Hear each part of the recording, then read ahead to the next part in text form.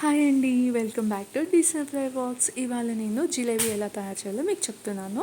1 cup గోధుమ పిండి, ఇంకా హాఫ్ కప్ పెరుగు, ఇంకా 1 కప్ బెల్లం, 1 టేబుల్ స్పూన్ బియ్యపిండి, చిటికెడు ఉప్పు, చిటికెడు సోడా ఉప్పు అనమాట. సో నేను మైదా వాడట్లేదు, హెల్దీ స్నాక్ అనమాట ఇది.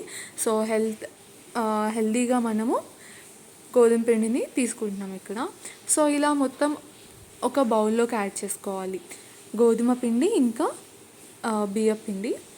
సో దాంట్లో మనం అనుకున్నాం అదే చిటికెడు ఉప్పు, ఇంకా చిటికెడు బేకింగ్ సోడా చూపించాను కదా, అది ఇందులో వేసుకొని కర్డ్ కూడా పెరుగు కూడా కలుపుకొని వాటర్ వేసుకుంటూ మొత్తం నీట్గా మిక్స్ అయిపోయేలాగా, మొత్తం ఈవెన్గా మిక్స్ అంటే ఉండలేమీ లేకుండా చక్కగా స్మూత్ టెక్స్చర్ వచ్చేంత వరకు మనం ఇలా మిక్స్ చేసుకోవాలి.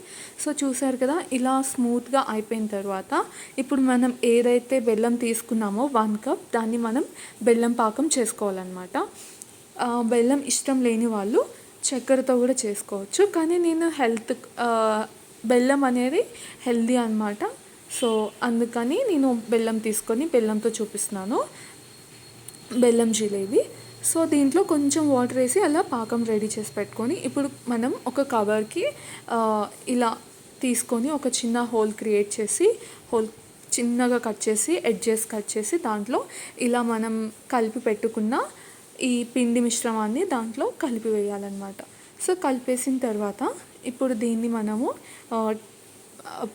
అది క్లోజ్ చేసేసుకొని, మనం ప్యాన్ పైన ఆయిల్ వేడి చేసుకున్నాం కదా, దాన్ని మీడియం ఫ్లేమ్ పైన పెట్టి ఇలా వేయాలి. హై ఫ్లేమ్లో పెడితే అది గట్టిగా అయిపోతుంది, పొంగవన్నమాట.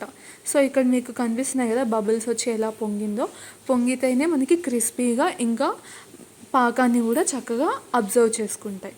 సో మీడియం ఫ్లేమ్లో పెట్టి ఇలా వేసుకోవాలన్నమాట. ఇలా మంచిగా గోల్డెన్ కలర్లోకి వచ్చిన తర్వాత వాటిని తీసేసుకొని మనం పాకం రెడీ చేసి పెట్టుకున్నాం కదా, ఆ పాకంలో దీన్ని డిప్ చేసుకోవాలి. వీటిని వేసుకొని ఇవి చక్కగా పాకం అంతా అబ్జర్వ్ చేసిన తర్వాత సర్వింగ్ ప్లేట్లోకి తీసుకొని సర్వ్ చేసుకొని తినడమే. చూసారు కదా, మనం ఇప్పుడు దీంట్లో ఎలా వేసామో, అంటే మనం ఫ్రై చేసుకున్న జిలేబీని ఇలా పాకంలో వేసుకుంటున్నాం కదా. సో కొంచెం సేపు దీన్ని ఇలాగే ఉంచేసి ఇది మొత్తం అబ్జర్వ్ చేసుకునేంత వరకు ఉంచుదాం. చూస్తున్నారు కదా, నేను ఎలాంటి ఫుడ్ కలర్ వేయలేదు. సో ఎంతో న్యాచురల్గా హెల్దీ ఆయిల్తో, ప్యూర్ ఆయిల్తో ఇంకా బెల్లం పాకంతో మనం ఇలా చేసుకున్నాం. మీరు కూడా తప్పకుండా ట్రై చేయండి, చాలా చాలా బాగుంటుంది. చూడండి, నేను దీన్ని విరిచి చూపిస్తున్నాను మీకు, ఎంత క్రిస్పీగా వచ్చింది, బెల్లం పాకం ఎలా అబ్జర్వ్ చేసిందని మీకు చూపిస్తున్నాను. మీరు తప్పకుండా నా వీడియోని చూస్తున్నారు, కానీ లైక్ చేయండి, షేర్ చేయండి, సబ్స్క్రైబ్ చేయండి. ఇంకా మంచి హెల్దీ రెసిపీస్తో నేను మీ ముందు ఉంటాను. Until then please do support me. ఇప్పుడు నాకు 42+ ఉన్నారు, ఇంకా 100 సబ్స్క్రైబర్స్ అవ్వాలి. Please support.